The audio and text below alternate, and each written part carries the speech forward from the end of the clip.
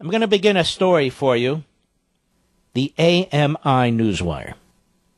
Under the dim light of a quarter moon, a U.S. Special Operations team skimmed through the night skies above eastern Afghanistan, awaiting final mission approval from President Barack Obama while speeding toward the objective.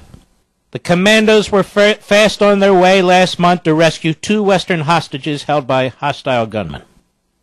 As the raiders approached their target, a makeshift prison compound, they suddenly were ordered to stand down. The president, who was vacationing on the island of Martha's Vineyard, Massachusetts, did not have time to give the required final go-ahead. He wanted 24 hours to consider the rescue. 24 hours later, a day later, Obama approved the mission. The commandos relaunched. This time, they reached the target, but the hostages had been moved 4 hours earlier, said sources with direct knowledge of events. We raised hell in that compound, said a security staffer with knowledge of the mission. We knocked down walls and we killed bad guys. 7 hostile combatants were killed and 1 injured. U.S. Central Command CENTCOM confirmed to American Media Institute. Among its many duties, CENTCOM is the Pentagon's Unified Combat Command in charge of operations in Afghanistan. What happened to the 2 American hostages? I will complete this story after the bottom of the hour, so please stay with me. It's very, very important. So let's recap. Obama's on Martha's Vineyard. He's golfing. The commandos are ready to get the 2 American hostages. They hit their target. Obama needs 24 hours more to consider the rescue. The Special Forces commandos are called off. 24 hours later, Obama approves it. They go back. They have a hell of a fight. The American hostages had been moved 4 hours earlier. The missions took place August 10 and 11 in Afghanistan, confirmed Colonel John J. Thomas of CENTCOM Director of Public Affairs. He did not address operational details of the rescue missions, but AMI spoke to sources who provided details, some of which CENTCOM confirmed. The sources are security officials who are privy to the kidnaps and the attempted rescues. They do not work together and are affiliated with different agencies. The sources are not authorized to speak to the press and spoke to AMI on condition of anonymity. We had the hostages within reach, said a source who met face-to-face with this reporter at a remote dockside setting in the United States to discuss the incident. The source insisted that the meeting be held outdoors and without access to electronic devices. By the way, this is the way reporters used to report, not sitting around and tweeting each other. The special operators aimed to recover 2 civilians, American Kevin King and Australian Timothy Weeks, who were kidnapped August 7 in Afghanistan. The kidnapped men are English teachers at the American University in Kabul. We are aware of reports of a U.S. citizen kidnapped in Kabul, a State Department official said. Due to privacy considerations, we're unable to comment further. Whose privacy? Obama's? The Australian embassy in Afghanistan has confirmed the kidnapping of an Australian as well in Kabul, Afghanistan, said a spokesman for Australia's Department of Foreign Affairs and Trade. King and Weeks reportedly were snatched off the street around 8 p.m. Kabul time on a Sunday.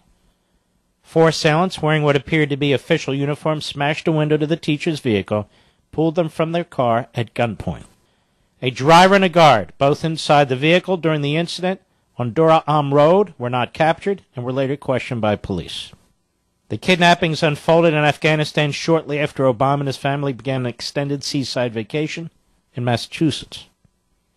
Some 90 minutes after Weeks and King were captured, the president arrived at Farm Neck Golf Club at Martha's Vineyard, according to White House press poll reports.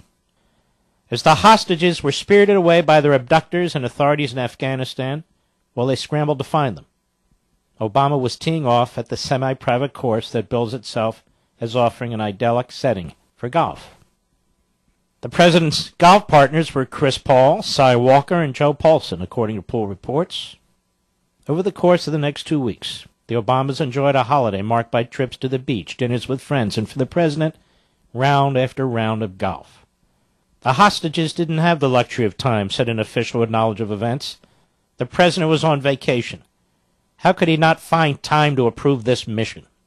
6,500 miles away in Afghanistan, meanwhile, efforts were underway to recover King and Weeks. One security official said everyone that had the ability to rescue them was trying to find them and be in a position to rescue them. The mission was led by U.S. Special Operations.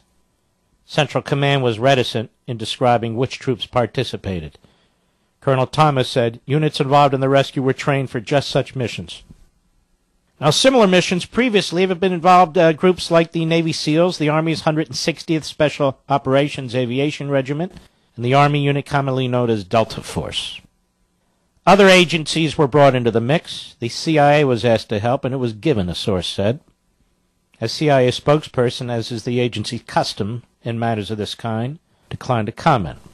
It was a big event, the security source said. It was a big, major effort. A lot of people were involved. The mission proceeded. U.S. forces in the air and headed toward the objective. The rescue was in motion, the security source said.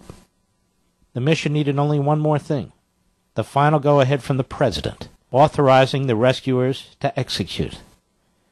In one ready room, the radio crackled to life. Instead of delivering the expected verbal green light, though, the voice on the radio gave other news. Quote, "The president can't make time on his schedule to give the go-ahead," unquote, the security source said. The vacationing president wanted to push the mission back 24 hours. The commandos peeled off and returned to base. Colonel Thomas declined to say where the base was located or what its name was. One day later, Obama did authorize a rescue mission, and the operators relaunched. This time, the raiders arrived on target at a compound in eastern Afghanistan. "We assaulted the compound," the security source said. "We knocked down the walls. It was a high-profile breach. For more than an hour, the special operators fought inside the compound, engaging in small arms fire," the source said. The opponent's affiliation, unclear. "We suspected they were holding a U.S. hostage, and therefore they were hostile," Thomas said. "At least 9 were in the compound," he said. The commandos asked people on scene, "Where are King and Weeks?" The answer? They'd been moved 4 hours earlier. "Gone," the security source said. "Vanished." The captives' whereabouts are unknown. The teachers still could be in Afghanistan or across the border in Pakistan. Recovery is particularly daunting because of the region, experts said. The security environment in Afghanistan remains volatile, said Richard G. Olson, the U.S. government's special representative for Afghanistan and Pakistan, in testimony given before the Senate in December. The country continues to plunge into lawlessness, one regional expert told AMI.